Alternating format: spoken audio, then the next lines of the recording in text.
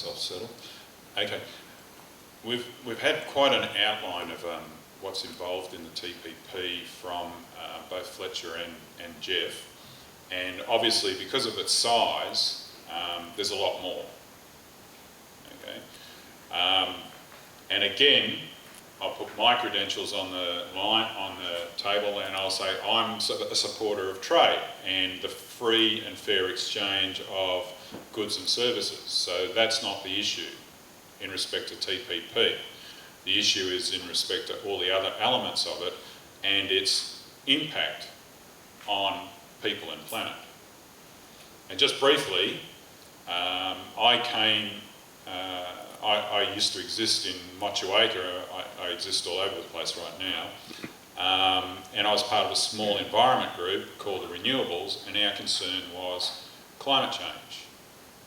And when we, the Renewables, looked at Trans-Pacific Partnership Agreement, we became very concerned about government's ability to regulate carbon emissions, which, as we understand it, is the major cause of climate change. Okay? TPP would limit that. And I'll make an example straight away.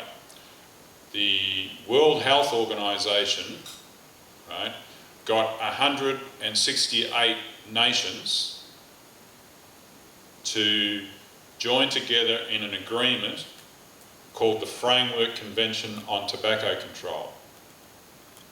That bound 180 of the 193 or so nations at the UN into supporting that treaty.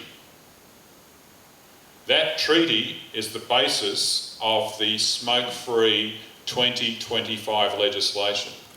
It was the Maori Party that insisted on an agreement with the National Party, right, in 2011 as their commitment in terms of guarantee of supply.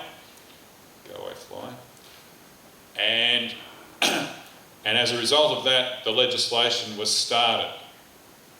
In 2012, our Prime Minister said, on the public record, that there's no trade and investment agreement which would stop New Zealand from legislating for smoke-free 2025 or plain packaging, whereby a corporation could sue us. In 2014, after the suit by Philip Morris had got underway against Australia, he parked the legislation and said, we'll wait and see what happens. It was November, I think, that Australia won the case on a technicality, November of last year, after expending, $50, $100 million on it. And still, and despite Maori Party and the Greens coming out and saying, all right, let's move our smoke-free 2025 legislation along now, there's no indication from the government that they're going to proceed with it. Right? And now there's a new report just come out from Otago University, right, which is highlighting the high levels of tobacco consumption and uptake amongst our young people, right? And so you can see from that, despite the fact that we've got an international treaty agreed by 168 nations, binding 180 nations, one corporation can undo the work of all of those nations in some sort of democratic process. So when we look at climate change, which is a far bigger issue, and we look at, say, what happened in Paris, where they reached an agreement not to do anything, but say we're going to keep it to less than 1.5 degrees, right? So there's a huge gap between our ideal or our objective up there and what we're going to do. We're going to do nothing. And anything that we do, right, will be subject to litigation under TPP ISDS. And in Europe, in TTIP, their version of TPP. And Europe said in July that we don't want ISDS in our agreement. That was their parliament's decision by 400 and something votes to 200 and something, a substantial majority. Okay. Now, whether they can hold the line is another question, but we'll see what happens. But they would take a lead from us if we could stop it here in TPP.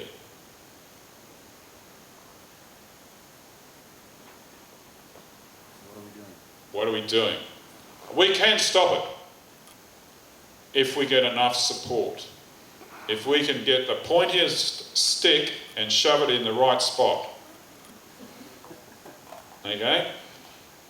But it needs all of us to be working. Like from here, you go and you talk to other people. You come and involve yourself in the big public meeting. Okay, so there's going to be a big public meeting in town, St Andrews, Jane Kelsey, Laurie Wallach.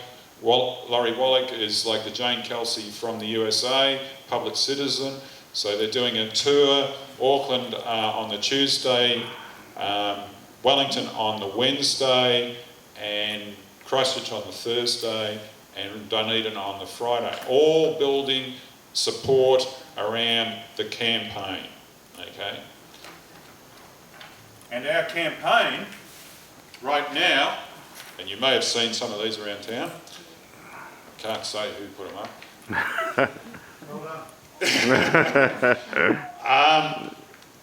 That's what we're asked. That's what we're aiming for. The challenge is the fourth. The Taiaha is going into the A, the agreement.